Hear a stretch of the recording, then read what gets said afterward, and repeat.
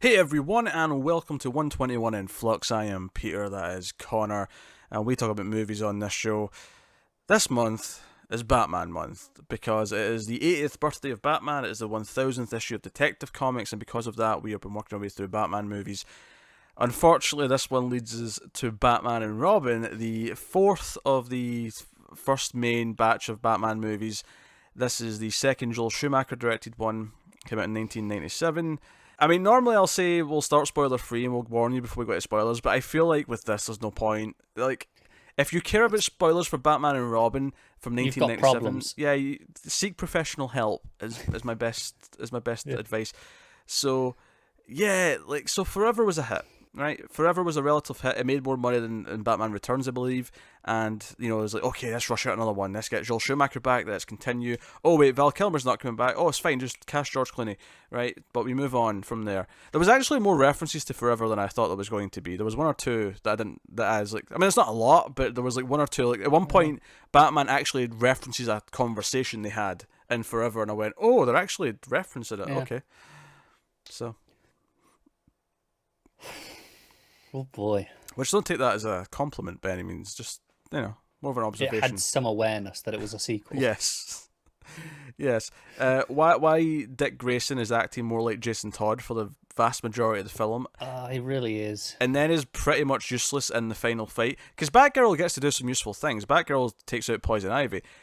Dick Grayson is just kind of there. Yeah. He tries to mansplain computers to Barbara. Yeah, and Barbara's like, lol. Although Barbara in this movie has never actually been shown to be good with computers. She has a dreadful attempt at hacking into Alfred's at one point. Yeah, she just types passwords in, which, by the way, are not starred out. You can still see what she's typing. And two, the final password is only 3 characters, which I don't know if anything's ever let you just do a 3-character password. I don't think it has. But, whatever. So if we're starting with Batgirl, if that's where we want to start with this, Well, here there's we a lot of are. things to talk about.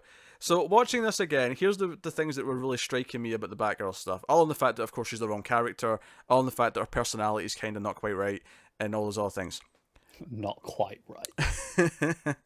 Well, here's the way I phrase it like that is because there was one of my problems later on in the film when she's like in scenes with them as Batgirl is that she has this constant grin on her face about being proud of things, and it's not so much that I don't see Barbara Gordon having like a cheerier, like smirky attitude like in the field, right? Because I think she would.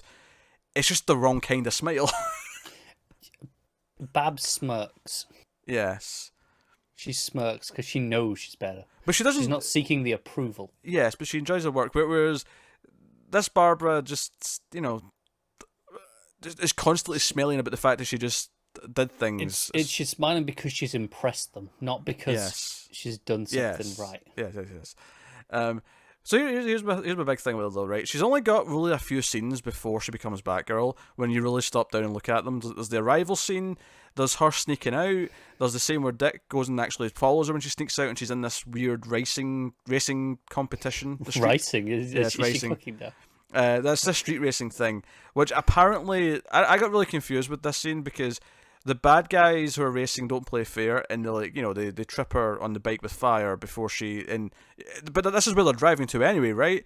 So she goes through the fire, the bike trips, and she is sliding off the edge of this bridge that's unfinished, and I'm like, where was this race meant to end? Like this, they never like tricked her into a different route or anything like that. It was just I don't know. that's a question. I had problems in her first scene, to be quite honest with you, because she shows up and she's like, "Oh, I've just come over from England, still in a school uniform." What? She went straight from school to the airport and has not had a chance Took to a change. pretty lengthy flight, Yes, and then presumably a drive from the airport to Gotham. I have a transatlantic flight right after school at 3:30. I'm just going to rush to the airport as soon as I'm done. Yeah. Which Well, I mean, you need at least 2 hours before your flight to check in and board, all that stuff. So right, let's say she finished school at 3. Her flight's at was that still true in 1997? Yeah. Okay, I think it's a fair question. No, it was. Yeah, it's been that way for years. Okay. So you needed a few hours. So let's say her flight's at what, half five? I don't know. Right, so she goes rushes straight there. She rushes from school, and and this is the thing. When we say school, it's like it's not even like high school. She's like in college, right? Like she's at like a posh academy. Yeah. Yeah. I'm, They call it Oxbridge because they couldn't think of anything better. They went, screw it, that'll do. Because I don't think she's meant to be a high school student. I feel like the way it's playing the flirting with her and Dick, I don't think she's supposed to be. Well, but it is the 90s. The inclusion of Oxbridge as Yeah. a choice of name is, obviously it's Oxford and Cambridge. Yeah. It's what we typically refer to those elite schools, the elite universities, the colleges. It implies university. It implies university. That age. I mean, the uniform kind of contradicts that a little bit, but yes, whatever. but you see, all schools have uniforms, therefore the universities must do too. And I'm thinking with the logic of whoever wrote this garbage. Akiva Goldsman, it's on you, right? Is that who wrote this? I'm pretty sure Akiva Goldsman was behind this. Oh, I didn't know that. Let me double check. I mean, you might be right. It's plausible.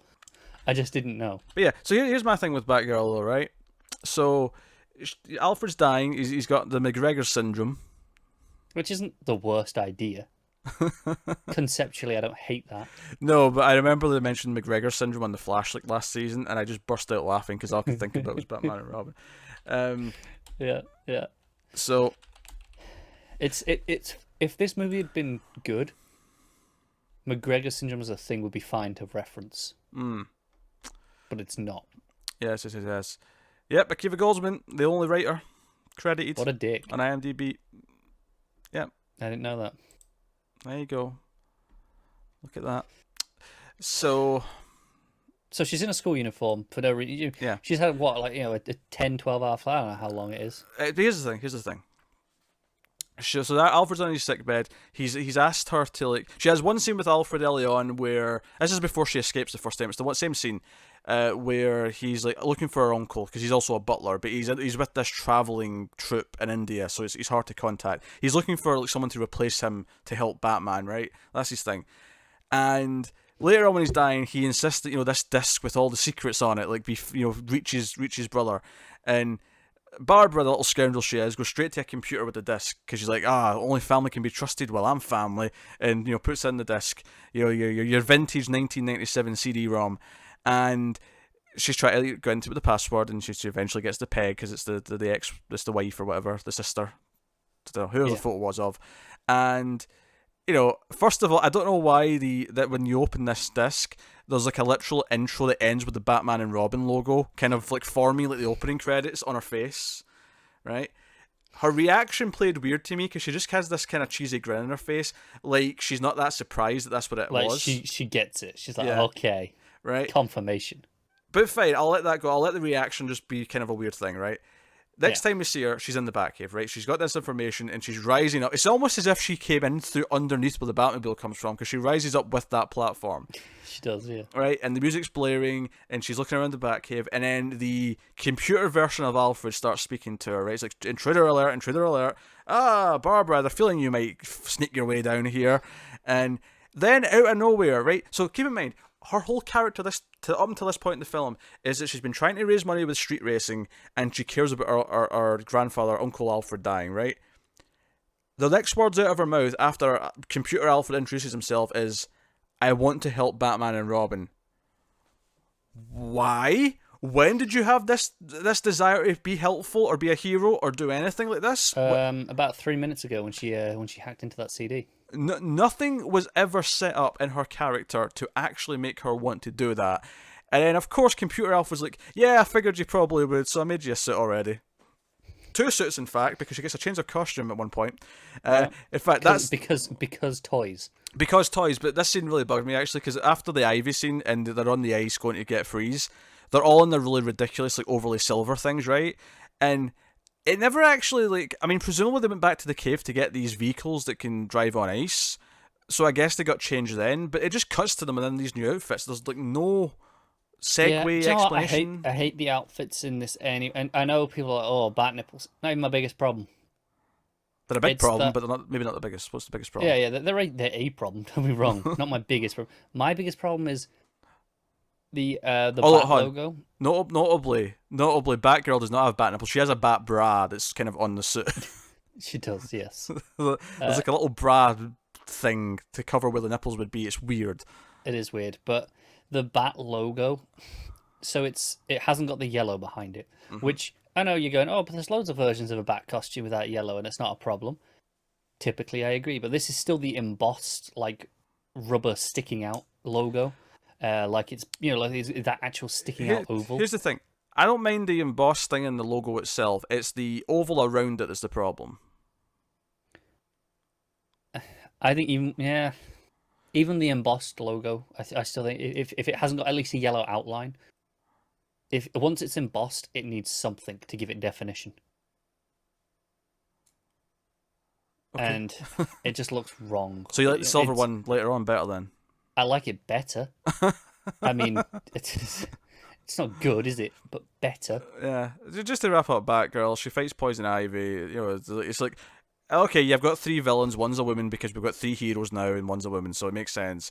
And she wins the fight. Although I don't get why when she kicks Ivy into her like starting little like lily pad seat, that the lily pad kind of closes on her, like because it's not a lily pad; it's a Venus flytrap. It's just going to chomp her because it's surprised her. Oh, flytrap, whatever. But she was sitting on it before. She actually entered the scene with this opening and her sitting there for Robin, right? But then she gets kicked onto it and she screams, goes, no! And it closes. I was like, why all of a sudden is the plant turned against her? Assuming this is how, no, I'm taking some leaps here. I admit. Assuming that this might be how an actual Venus flytrap works. Mm-hmm. That it's the fly lands on it, the sudden thing happens and it snaps down, right? Yes. I'm wondering here if you go onto it slowly, like and only gently apply the pressure, would it not react? So that's how you get onto it. You gotta ease yourself on. Given that but here, because she's kicked on it, it's bang. It's like right, snap. Given that she is controlling vines that are actually moving around and grabbing Batman, I'm going to go on a leap here and say that she's also controlling the flytrap. So why is it now against her? Oh no! I tried. Right. Okay. I tried. What do you want from me? And Batgirl's costume has high heels because, of course, it does. Yeah, because of course it does. It's just stupid. And there's a bunch of cheesy lines in there, of course. Also, here's the other thing: Batman and Robin's reaction to her. Like, I get that in the middle of a crisis, but it's ultimately just like, she knows who we are, and who are you? Oh, I'm Batgirl. Like, okay, I guess we'll just go fight Freeze. Isn't there? I was like, like with Robin, where it's like, oh yeah, guess we'll have to kill her. Yeah, there's a joke, but like, that's it. It's so nonchalant. Yeah, it's like if I told you I'd have to kill you, like, well, guess we'll have to kill you now. All right, come on then, let's go. Yeah, like there's such a non-reaction for it. It feels so underplayed. It's almost like, and get this, it's almost like they wanted to introduce Batgirl without actually taking the time to making it a story. I can't imagine that happening. You know, shocking, right? So, but hey, she does get at least more to do in the third act than Robin does. So I mean, that's something.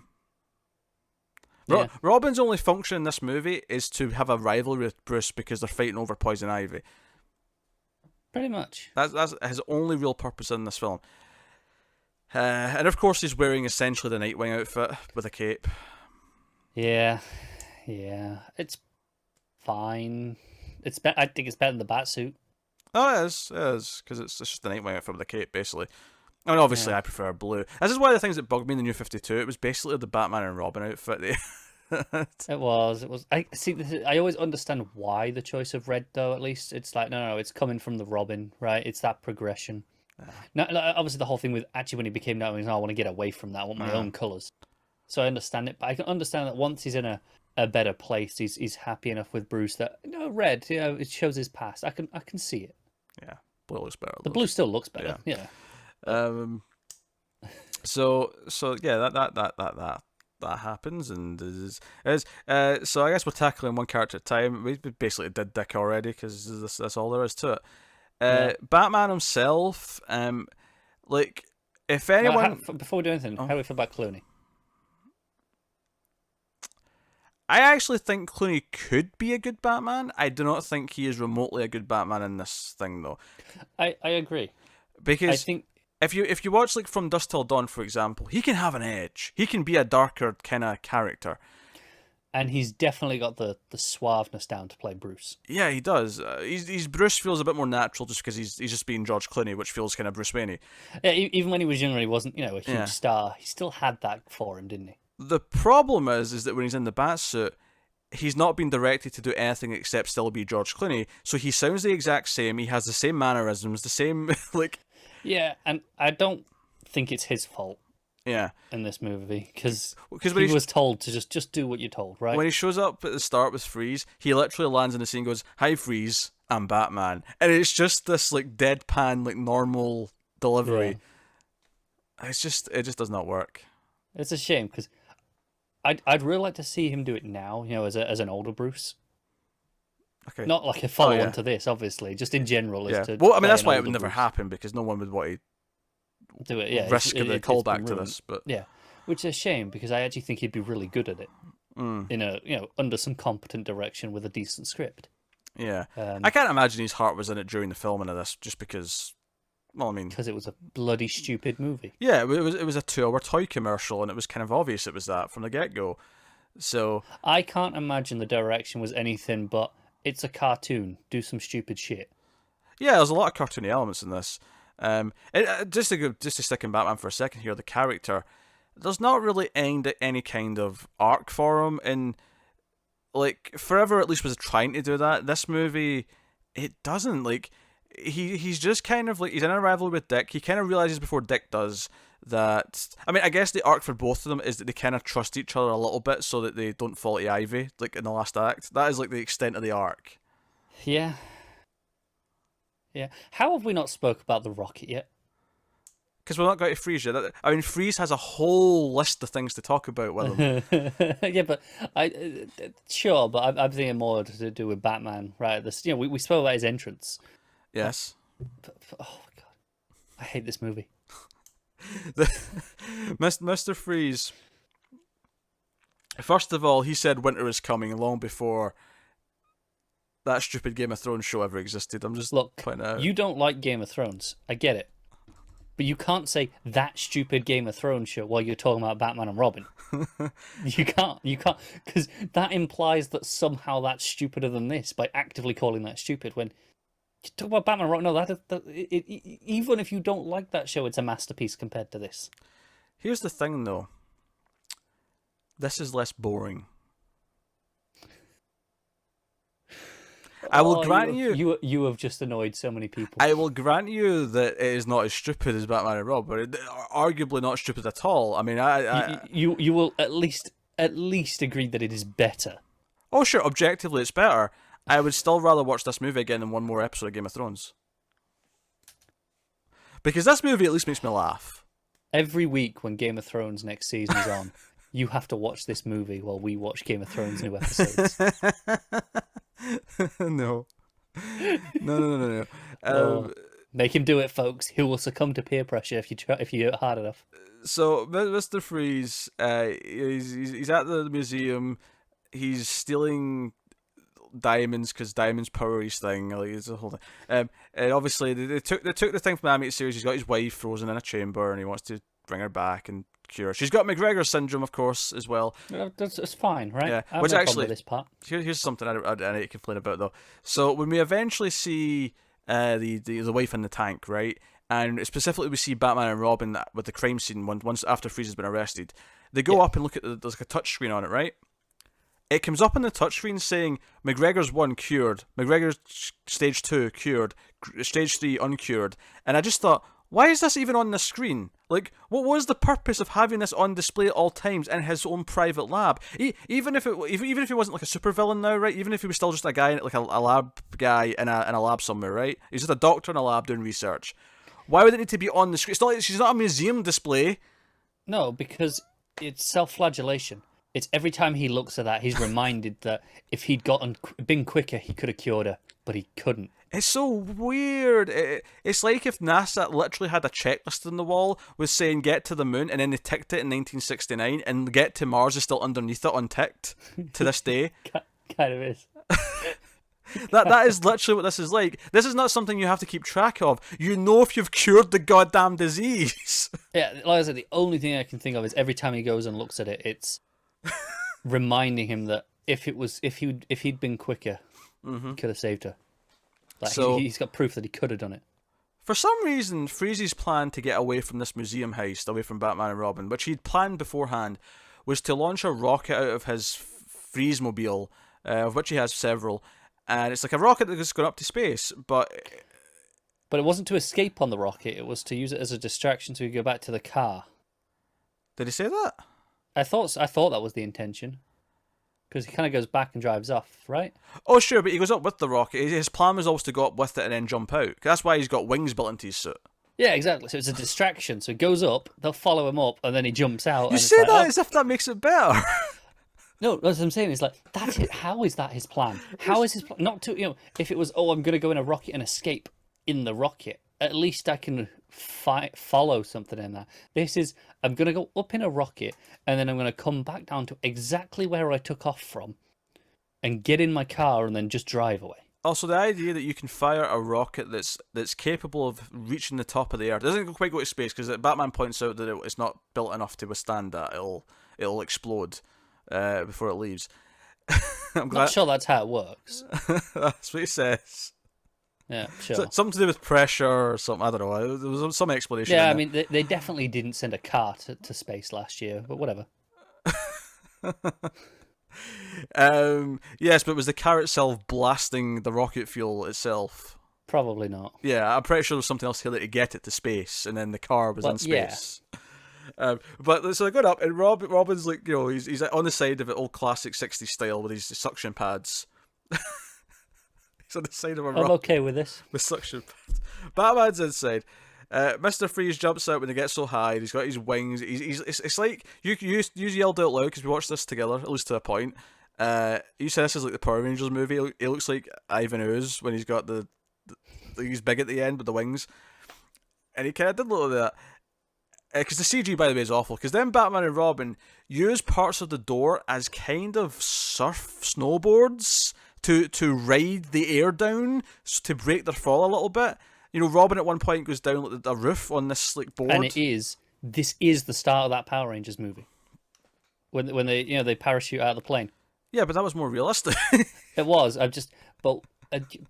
Tommy had a snowboard for that. He did. Yeah. Which Just went there admittedly, I still never understood that, but that still at least makes more sense because he wants to land on the board, I guess. Because he's cool. Because he's He's cool. cool as shit. He's cooler than the others, yeah. Yeah. But this just defies, and the CG as they're coming down here, it's all CG. It looks absolutely atrocious. Oh, it is so bad. Which I mean, again, any movie with a lot of CG from the mid-90s probably doesn't look that great now. But this is the thing. Just don't do it. Yeah, other movies would have hid it as much as possible, wouldn't have used it as much, kind of thing. Now, Batman and Robin's just all in. Obviously he gets away because he freezes Robin and blah blah blah blah, and this is them not trusting each other, yada yada. I don't even so. What else we talk about, Mr. Freeze? The puns. The puns are glorious. The best part of the movie. Adam and Evil. Oh, I loved that. I tweeted that out when I was finishing it today Of course you bloody did. because I forgot about that one. Oh, that one made me groan so hard. I'm pretty sure at one point it says, "Let's kick some ice." I honestly don't remember that one, but I believe it. Yeah. I'm like, yeah, he probably does. Yeah, and at the end with Ivy's like, "Oh, prepare for a cold harvest. Winter has come." I hate this movie. It's so bad. And they actually lure Freeze into a trap by putting a diamond up at this auction, is where Ivy makes a big appearance. We'll save Ivy though, we'll talk about Ivy in a bit. And Freeze gets caught, and again, he doesn't trust Robin, and blah, blah, blah. But he gets caught, and then eventually Ivy goes to break him out. One of his prison guards is Jesse the Body Ventura, first randomly. I don't know why. Just because. Just because. And the bad guys all team up because of course they do. Ivy for some reason is in. It's that classic case of wanting what you can't have because Freeze the pheromones don't work on him.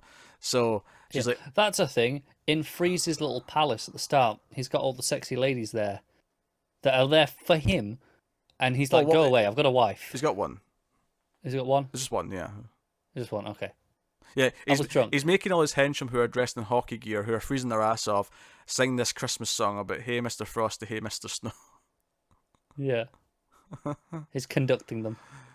Yeah. Even Batman drops a part at the end. He's like, "Hey, you've got a heart in there, Victor. Somewhere deep beneath the snow, the person who was there still is." Yeah. Oh dear. So Ivy tries to kill Freeze's wife. We find out at the end she didn't, but she thought she did. She tells Freeze that Batman did it, so now he wants revenge, and he's going to turn the giant telescope into a giant Freeze cannon, and that's kind of the setup of the third act of the movie. It's nonsensical. It's nonsensical bullshit. Yeah, it's outright cartoon shit. And not in a fun way though. It's in a way where this doesn't feel like it fits the characters. Because speaking of not fitting the characters, I let the credits play it right. There's a song by R. Kelly. I mean, that's not aged well. The fact that R. Kelly's done a song, but not as we're recording this. Yeah, definitely not. But R. Kelly's got something called Gotham City, right? And I was listening to the song at the end. Why the hell did you let the credits play in this movie? Because I was doing something else and I just let them play, right? But the credits were played right. The lyrics to this song were Gotham City, a city of justice, a city of love and peace for every one of us. And I'm like, Gotham's a shithole.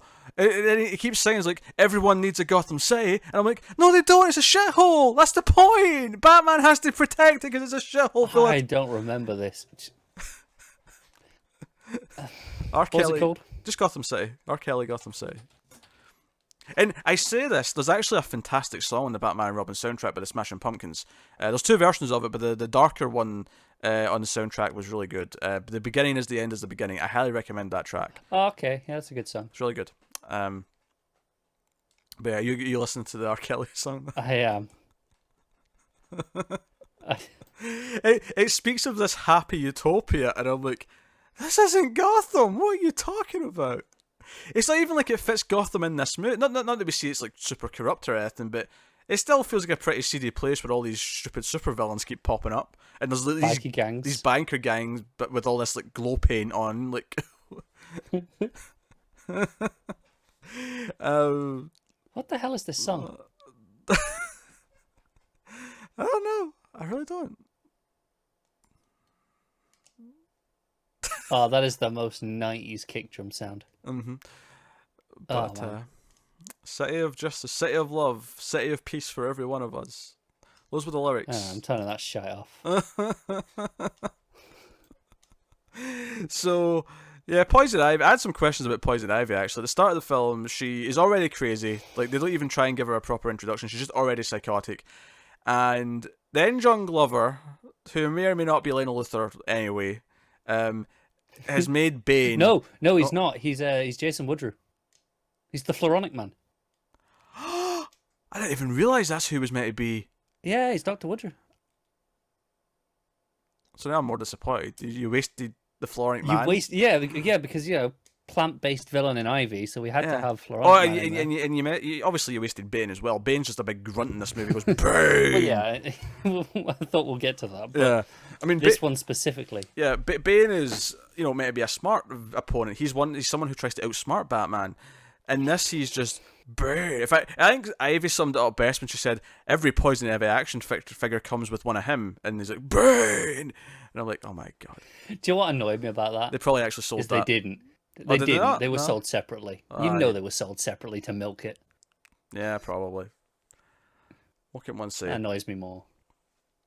But yeah, so it's Poison Ivy, like, so he basically, after he's had this auction for Bane, he tries to kind of recruit Ivy. Well, I say recruit. I mean, it's recruit, but really he just wants her for sex. And he tries to force himself on her. And when she declines, John Glover gives this wonderful performance where he just goes, well, I guess I'll just have to kill you then. Wah! He just screams at her and then pushes her into all the toxins. That scream sounded stupid. It was actually relatively accurate. Yeah.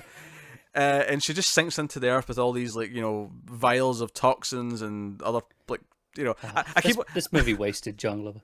I wish they did with Thurman as well, to be fair. Joe, I kept wanting to say potions. It's not potions, she was a scientist, but you know what I mean. It has that effect, though, because all this dry ice starts coming up from the earth as if it's magical. But here's the thing, so she actually like rises from the earth in the next scene when we come back to it, and she's all sexy, and because this is the thing, of course, before she's got her hair tied up and she's got glasses on because she's a nerdy girl. She's crazy, but she's nerdy. But now she's all sexy and sleek, and her clothes have been ripped, so she's all like cave woman-esque. And immediately she starts describing the biology of her body, like how her body now works. And she seems to know exactly the science of everything, as if, like, when she was reformed, she just understood it all. Like, explain this to me. I can't. She gets up, she's like, it's bullshit. And you know it's bullshit. You know I can't explain it. My blood's been replaced with this, my lips have been filled with venom, and this has been filled with that, and this and that, and... Okay. And she knows that kissing will kill him, and it does, and it's like, okay. Well, nothing. I've tried to defend some of the bullshit in this movie for whatever reason. I got nothing for this one. I got just nothing. So she shows up at the diamond thing that Freeze eventually shows up at, and she has this big entrance, and Bane's in a gorilla costume. Ivy, impresses everyone and she actually makes some sex puns that I thought, oh, that's actually a bit raunchier than I was expecting from memory. Yeah. Because this is meant to be a purely aimed at kids movies. This is not. Yeah. But she makes a couple of references, and then Freeze shows up, and then she wants to team up with Freeze, and that's pretty much it. That's Ivy. Yeah. And we basically covered Bane by Bane. Yeah. We really don't need to say any more. No, we don't. That's. I mean, that's the movie. I think. Is the most ridiculous over the top bit of CG, or when they jump out of the cell at Arkham? It might be. So somehow the telescope falling from the observatory at the end looks better because it's actually a miniature at some points. It's not always CG. Yeah, but when they're falling. Yeah. Because of course, Freeze freezes the whole city, and then they have to melt the ice by bouncing light from the sun around with satellites. Because Batman? It's not even like a Batman level story. It's such a stupid over the top thing. I hate this movie. I just like. I mean, there's so many other things to sort of like details to talk about. Like the Batmobile looks ridiculous. The fins are ugly. It's got no cockpit, like roof. It's open top. Like what's this bullshit? Yeah, I mean, Robin's got his own bike, the Red Bird, or whatever they're calling it. Fine, because it's a bike, right? Yeah. But then they all have a second set of vehicles at the end, because Batman Forever had the boat and the plane at the end. So this movie has to somehow shoehorn in a set of vehicles for them all. So Batman goes from the Batmobile to this giant, like, glider thing. Yeah. Robin goes from a bike to like a little hovercraft thing, and then Barbara goes from nothing to a bike. But it's not Robin's bike, it's like a new bike specifically for her. Yeah. No one has a snowmobile. No one has a snowmobile, this is true. They probably should have done. I wonder if Robin's is technically a snowmobile. It might be. It didn't look like one that I'd recognise, but... Because I had the big fan in the back as if it was like a... Yeah, no, the fan I think of as the hovercraft. Yeah. It looked like something that should be going down the bayou, not... Yeah. Not going on down ice, but whatever, it's fine. But again, because we need more toys. Yeah, but I think that's one of the most glaring things in the whole movie. Not only does the suit change feel egregious, but these vehicles are only in this one scene, and it's kind of a worthwhile scene while they're on their way to get to the observatory to get Freeze. Like, everything that happens in this is worthless. You could cut it all, it wouldn't matter. It would not matter. No, but then you don't have new toys. And then you don't have new toys. So the entire scene is cuttable, and it's only exists so these toys are relevant for selling. And it's funny because, like, the suits look terrible, but you could have justified the change in suit. Oh, he's frozen the city. The temperatures are going to be this low. We have to get suits to insulate us against the heat or against the cold, right? Yeah, makes sense. These are thermal suits compared to normal. Fine, that's why they've all got a change of outfit. I'm happy to buy that. Yeah, I would buy that. Like honestly, if you take the general structure of this movie and say, okay, make a good movie out of it, I'd say, okay, Act 3, Freeze is actually frozen the entire city. It's not an 11-minute time limit, though, because that's too short. You have to have something that can be like the full final act. You freeze the whole city, so they need to get their thermal suits so they can, withstand the cold and make a point of getting to freeze. That's just mechanically a fine idea. But they don't. They just have this goofy new suit with all the silver on it for no reason. Yeah. They never explain a damn thing. I'm so glad we got a good film next. This is the thing. This killed the franchise for like almost a decade, and then it was like, nah, we're coming back strong. Yeah, in a way, I'm glad it happened. Yeah, because this is why it ended up with like someone like Christopher Nolan. They took a chance on like a, forgive the pretentious word, but an auteur, because this happened. Well, it can't be any worse. It can't be any worse than what this accomplished. Yeah. And here's the thing, if this doesn't kill the franchise, we don't get Nolan's movies when we do, if at all. Yeah, it's worth mentioning. There was plans for a fifth one. It was called Batman Triumphant, and you'd have Batgirl around for the whole movie with Robin, and it was going to be Scarecrow who was the villain. That was the plans. Schumacher's talked about it multiple times, but if there's anything that'll even get me close to believing in the gods, it's that it never happened, and we got we got Batman Begins instead. It did, yes. That is divine intervention if I've ever encountered it. It just goes to show you that people voting with their wallets makes a difference to these corporations. We've not even mentioned the back credit card yet. I forgot about that. The fact that Batman goes around with little lasers to heat things up, which I'll accept after he's met Freeze once, but he shows up to the first meeting with Freeze with these laser things already. Like, he does, yeah. It's like, oh, come on. Like, I'm okay with Batman having gadgets, but I like the idea that he only has a certain gadget for a certain thing once he's had a reason to have that gadget. Yeah, it's the first encounter goes badly, and he's like, right, okay, I need this for future reference. Yes. Like if this happens again, I want to be prepared. Mm-hmm. Sure. Yeah, that's what would make sense to me. Obviously, not just whip out whatever you need whenever you need. Yeah, and the final fight with Freeze and Batman is just kind of a non-thing. Like, Freeze kind of hits him with a telescope a bit, and there's two scientists that are dangling for their life. There's not really much to it. The fighting is just a non-factor in this movie. And then when Freeze is down, Batman appeals to his heart. He reveals that Ivy killed his wife, or tried to, and that his wife's not dead. She's still alive, and he'll have her sent her to Arkham so he can keep doing her research, and appeals to Freeze's heart. Please heal Alfred for me. Yeah, because I know you can do it. We need someone else who's got McGregor stage 1. Can you cure that? And I'm not going to lie, I did like the line, take 2 of these and call me in the morning. I actually kind of laugh at that. I love that he had it on him the whole time. Yeah, that was weird. He had a cure for McGregor it's stage 1. It's not like, right, go back to my base. There's something lying around there. Because, left over from when I was trialing that stage, right? It's like, oh, here you go. Just in my pocket. Just in case Freeze gets it. He's got some cures on him, just in case. Yeah. I'm so glad it's done.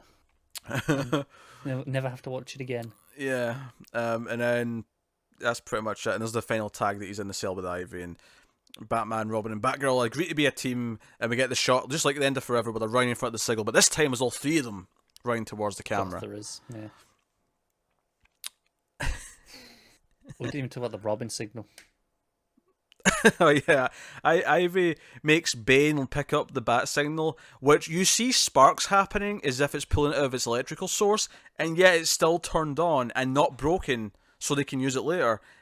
I don't understand, because Ivy yells out as he's picking it up, "Let there be light," and I'm like, you're ripping it up from the floor and pulling it out. If anything, this is going to turn it off. What are you doing?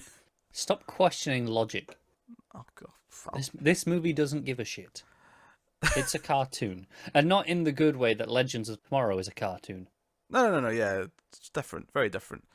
Because I just want to point out, in case someone calls us out on it, because we call that a cartoon all the time. We love that show. Yeah, but it's a cartoon that knows it's a cartoon and plays with the idea of its it intentionally plays with the tropes and has fun. But this is stupidity. This is stupidity. And it's clearly not a movie that anyone wanted to make. It's kind of by design. I think Joel Schumacher knows the reputation and understands it. I did listen to his commentary track for it a long time ago, and he was quite candid about it. And didn't he apologize at one point? I'm sure he did. Yeah, and I know George Clooney's apologized to a lot, and I'm sure he gave refunds to some people who you went and saw it. Here you go. Here's your money back. Oh dear. But I think he's probably relatively grateful because it still helped him become, a star. Yeah, Just the profile, because he was on ER before this, and that's about it. I think he was quite big from ER though, right? Well, yeah, but I think this sells him on to Hollywood studios a bit Sure, more, okay. right? It gives him some legitimacy, Yeah. even if it wasn't a good movie or even a particularly good performance. Just it was enough. Yeah, yeah. He's got that silly, strong jawline. I mean, what can I? Yeah, What he can I does. say? Which is why he could have been a great Batman.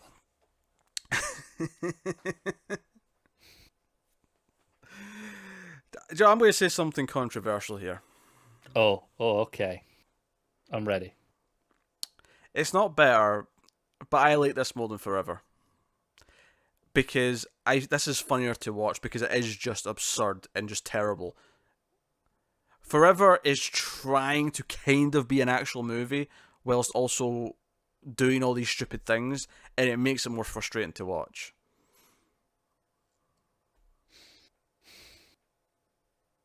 They kind of fall out even to me for that reason. Like Forever is better, but this is maybe more enjoyable. Like it kind of works out even. Also, Forever definitively has a worse line of dialogue in it, or a worse delivered line of dialogue, I should say. Is it boiling acid? It's boiling acid. Yeah. That is worse than any line in this. I will agree. Even Bane grunting one words here or there is not as bad as "it's boiling acid." So, you know. Yeah. But I guess that's Batman and Robin. Oh, thank God. I'm kind of surprised we've not went like 4 hours on this, to be honest. Like I felt like I think I just don't have the energy after we've worked through these four now. I mean, because I don't have the energy on this one. if we were going to have a longer conversation, and I don't think it's something we have to do here, because we talk about these characters a lot. We'll be talking about over the course of the movies, and especially in the next three. I think we'll talk a lot about what the next three get right with Batman. That'll kind of answer this. But I think if we were going to have a longer conversation, it would be about how it misunderstands the characters, especially Batman himself. Like they're all just pale imitations of what they're supposed to be, and even then, that's being generous in some cases. It is, yeah, and obviously, we're going to talk a bit more about that in the next three, because even those don't get Batman perfect. Not as good as they've ever been up to this point in live action, but but not perfect by any means. Obviously, at the end of this month, we said at the start, Detective Comics 1000, we will be doing a special review episode of that issue, and that will likely feature a segment where we just talk about Batman as a whole, as a character. Yeah, it probably will, because we did that for Superman last year with Action 1000. So, if you want to really get into the nitty gritty of how we feel about Batman and what's so good, and maybe some of the things that we've. But for the record here, because you kind of just said an episode of on that'll be Comics from the Multiverse. There'll be an episode of that show, not 121. Yes. That'll get a standalone special about Detective 1000. Yeah. So if you're on YouTube watching this, that'll just pop up. Yeah. You won't miss it.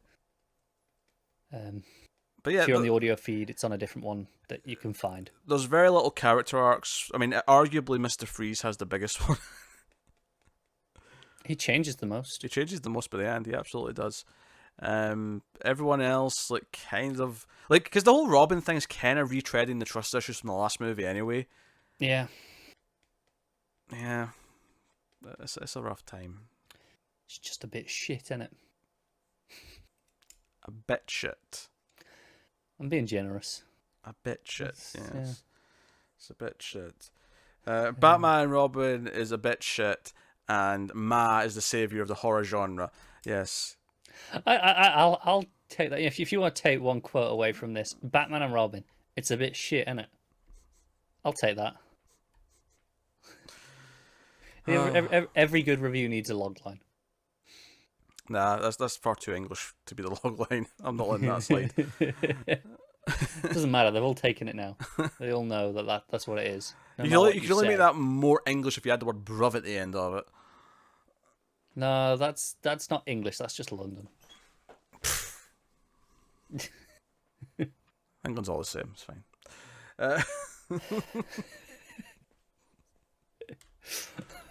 I will not say anything. Oh dear. All right, that's Batman and Robin. I mean, I always say this next part, but it feels weird to say it. Let us know what you think of the movie in the comments below. And we do have to rate it, actually. I hope we get one person who's like, "What are you on about? I love this movie." I want them just on their own. I will say about try and defend it. What I'll say about Forever and Robin though is, for as bad as they are, and for as much as I do genuinely hate them, right? There is this kind of weird layer of nostalgia to watching them, even though I hate them, because I saw them when I was really young. Like, I saw both in the theaters when they came out. You like these more than the Burton ones, don't you? They're less painful to watch. Oh, you're such an awful person. I don't like any of them. I don't like any of the four. Like, I don't like any of these Batman movies. Yeah, I like the first one. We've been over this. You know, there was a review sometime last week. The only Batman movie, before Batman Begins I like is Mask of the Phantasm, which we will do one day. We're working through the animated series on television for the multiverse, so one day we'll get to that and do it. But we will, yeah. Not anytime soon, though. Yeah. And I've never seen all of 66, but I'm pretty sure I'll hate it. Oh, I love it. So yeah, let us know. You will hate it. We need to rate the movie, though, before we finish. Oh, yeah. 2? 2 out of 10? Yeah. Yeah, no, I will...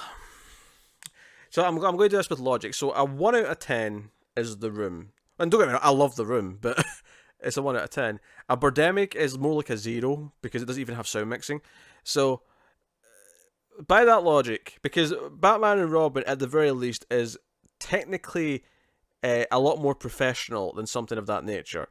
And therefore has to be at least a 2, I would agree. Yeah, but the script's a mess, the acting's a mess, all the characters are a mess. I'm struggling to think of anything else good. Yeah. I think there's an argument for 1.5, but I'm going to still give it the full 2. Because I think a 1.5 still has less technical qualities than this does. I agree with that. Yeah, and if nothing else, you can laugh at how bad it is, and you can laugh at the Arnie puns and all that stuff. So don't get me wrong. Like, I mean, my kind of amusement at this is kind of based on the ideas because it's old enough now that I don't really care. Had I been like 10 years older when this came out and was a Batman fan, I would probably have been livid at the time. Do you know what I think helps? That we got good films after. I think that does help. But I think let's forget that now. Let's just say we were both 10 years older or so, right, when this came out. So we weren't kids, we were like teenagers and up. Let's say that happened. I think my reaction when I saw this in the theaters, had I been that age, would have probably not been that different to my reaction when I saw Batman v Superman. Yeah, probably. I mean, you'd have been presumably at this point you'd have seen Forever, but in the cinema, like you'd have been going in with that knowledge and gone, sure. So expectations wouldn't have exactly been high. You'd have known what you were getting. Whereas to a point, the BVS was even after Man of Steel was a bit of a surprise, right? Yeah, it was surprisingly how bad it was. Yeah. But I think the anger I had in that, I probably would have been a bit more livid at the time. I agree. Looking at it now, and because after like a couple of viewings when I was that age, I didn't see it again until after Batman Begins, when I was like, I'm going to go back in, because I think that's when the DVD came out, the special edition with the commentary. I bought them all because I want to listen to the commentaries for these some bitches. I want to hear what they've got to say. You want to see if they apologise. Yes. And Joel Schumacher was a lot more apologetic than Burton. I'll just say that. Yeah, but Burton's films were better. He has less to be apologetic for. I'm not saying he shouldn't apologise, but there's less to be apologetic. I'll be honest, listening to his Batman Returns commentary was infuriating for me. I kind of wanted to punch him like multiple times. I bet you want to punch him all the time anyway. He was just saying things that I just disagreed with. Yeah, I get it. It was about how he should treat Batman as a character. I'm like, no, shut your mouth, you bastard. Yeah, I like Burton as a filmmaker a lot more than you do. Yes. He does not understand Batman. Just doesn't. So yeah. But yeah, that's Batman and Robin. So let us know what you think of the movie in the comments below. You can like and subscribe. If you want to support the show and the channel and everything we do here, keep the reviews coming, get them more frequent. You can go over to patreon.com/MailFuzzTV and you can support us over there for as little as $1 per month. You get these a week early, these Influx reviews, if nothing else, amongst other things. So you can go and do that. It is worth mentioning you're getting 2 of these a week during March, so we can get through all these Batman movies in the month. So if you're at the end of this now and you go sign up for $1, you get assuming all goes to plan, the next 2 Batman movies should already be there waiting for you. That's true, yes. Batman Begins and Dark Knight should theoretically be there. Yeah, that's true. Yeah. That is true. But that is the show. That is us. So thank you once again for watching or listening. We always appreciate it. Keep watching movies, guys, and we will see you next time. Adam and Evil.